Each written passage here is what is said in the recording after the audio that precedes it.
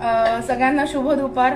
आणि परवाच मी तुम्हाला पितृपक्षातली तांदळाची खीर कशी करायची ते दाखवलं आणि आज आपण पितृपक्षामध्ये केली जाणारी कारल्याची भाजी कशी करायची, एकदम सोपी रेसिपी आहे। कोरडी कारल्याची भाजी, ती पण अगदी सोप्या पद्धतीने कशी करायची ते तुमच्याबरोबर शेअर करते। चला, हे बघा, या कारल्याच्या बारीक बारीक अशा पातळ पातळ काचऱ्या करून घेतल्या आणि याला मीठ लिंबू लावून, आधी मीठ लावून आणि लिंबू लावून याच्यामध्ये पाण्यामध्ये भिजत टाकल्या।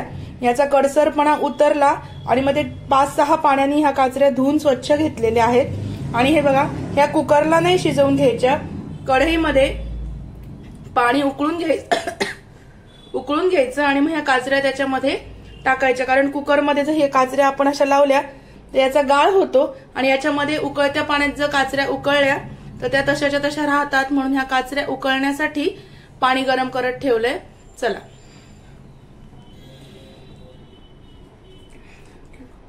आता या काचऱ्या ज्या आहेत या आपण त्याच्यामध्ये टाकून घेऊया। त्यातच टाकणार डायरेक्ट।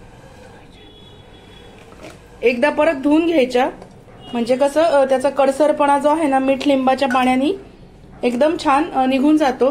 तुम्हाला वाटलं तर ह्या पाण्यामध्ये सुद्धा तुम्ही अर्ध लिंबू पिळून काचऱ्या उकळून घेऊ शकता, म्हणजे त्याचा कडूपणा अजिबातच राहत नाही।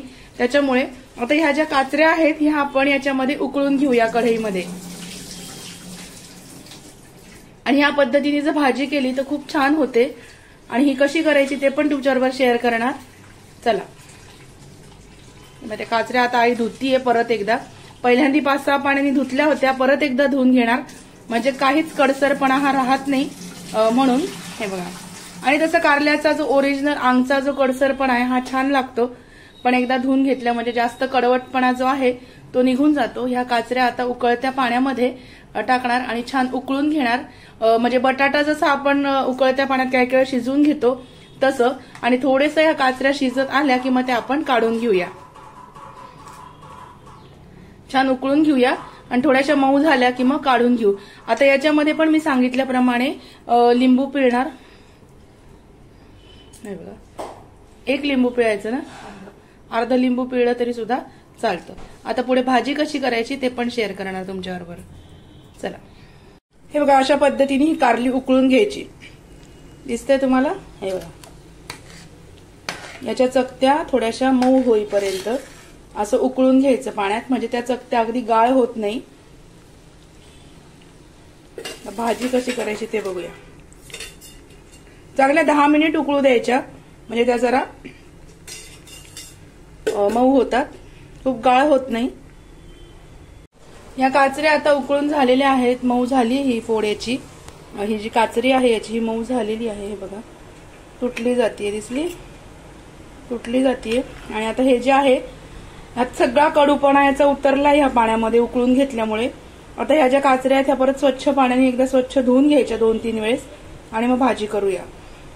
कारली आता स्वच्छ धुवून घेतली, ही कोशिंबीर करणार आहे, हे लागणार कोथिंबीर थोडी, हा लिंबाचा रस, गूळ आणि ही धुतलेली कारली। आता याच्यामध्ये फोडणी करून घेतली, त्याच्यामध्ये फोडणी करून घेऊया। तेल टाकलंय, मोहरी, जिरे,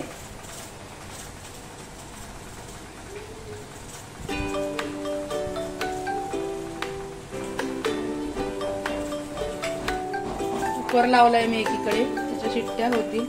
आता छान फोडणी करून घेऊया आपण।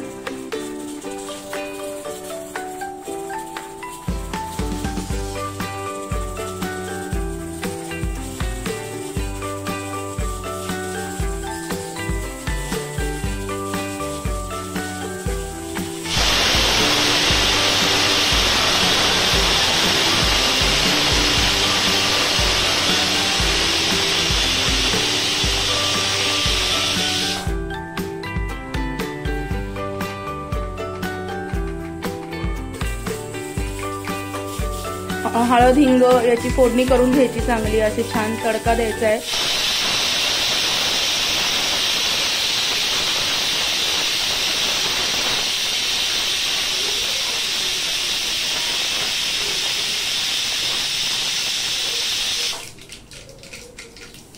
हिंग, हळद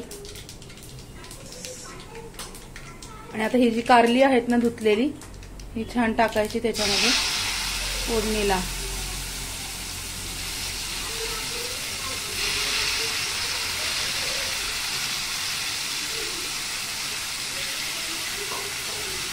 परतून घेणार, कारण आधी आपण छान कारली उकळून त्याच्या फोडी मऊ करून घेतलेल्या आहेत.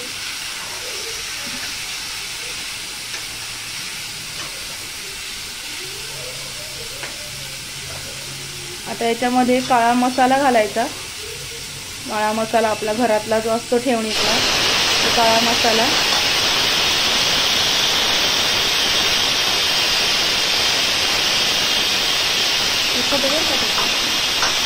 आणि तिखट घालायचं. काळा मसाला, तिखट.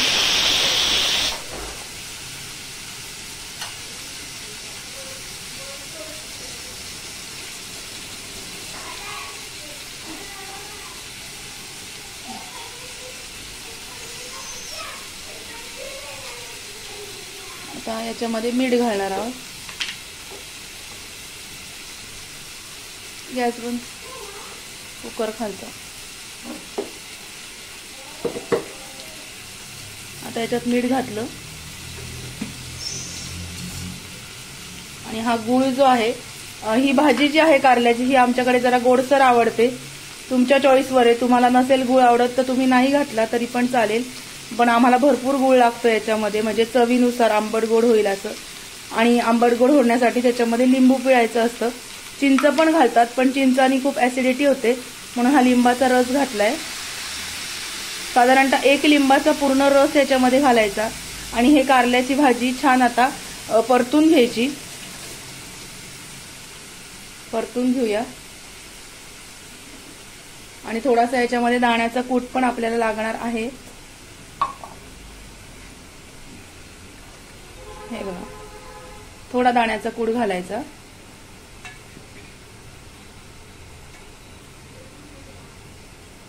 साधारणतः 2 मोठे चमचे दाण्याचा कूट घालायचा.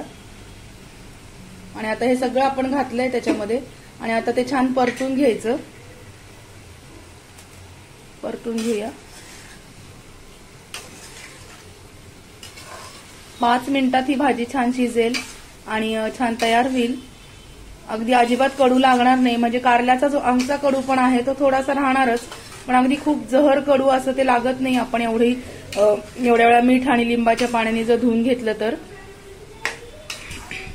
हे बघा, आता त्याला थोडासा गुळामुळे आणि मिठामुळे थोडासा रस्सा सुटतो, पण ते थोडंसं गॅसवरती शिजत ठेवायचं. रस्सा तो आटून जातो आणि कारल्याची छान कोरडी भाजी तयार होते. बघूया. हे बघा, ही आज तुम्हाला दाखवलेली कारल्याची भाजी तयार आहे. हे बघा, अशा पद्धतीने नक्की करून बघा आणि अजिबात कडू होत नाही. तुम्ही पण करून बघा. तुम्हाला आजचा व्हिडिओ जर आवडला असेल तर व्हिडिओला लाईक, शेअर आणि सबस्क्राईब करायला विसरू नका. तोपर्यंत स्वतःची काळजी घ्या. बाय.